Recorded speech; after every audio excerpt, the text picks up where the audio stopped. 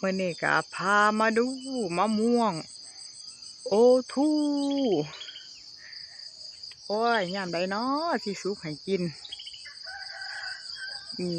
ก็คงเริ่มใกล้จะสุกแล้วจ้าเพราะว่าบางคนเพิ่นว่าถ้าสุกเนี่ยมะม่วงโอทูนี่จะเป็นสีแดงนะจ้ะ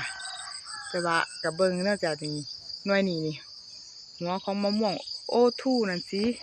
ออกสีแดงๆแน่ละจ้ะอันนี้มันเหลือยแล้วจ้าจะได้กินแล้วจ้าก็บ่เคยปลูกนะจ้ะแต่ว่าก็ปลูกไว้ต้นนึงนะจ้ะปลูกไว้ต้นนึงมะม่วงโอทูคุณนะจ้ะ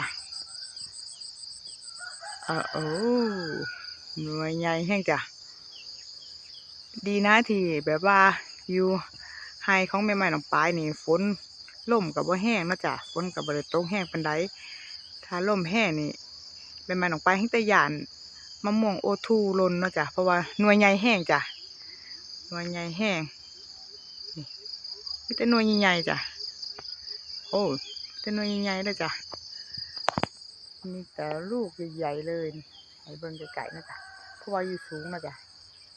โอ้ยไก่จะได้กินนะจ๊ะหน่วยนี่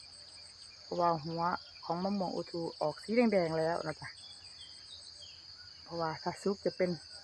ออกสีแดงๆหรืออมชมพูไปสีสันนะจ๊ะถ้าซุปแต่ไม่มาลงปลาก็จะมาทายให้เบิ่งอีกนะจ๊ะโอ้บรรยากาศดีให้จ้ะมันนี่นะจ๊ะมะม่วงโอทูจ้าบ๊ายบายจ้า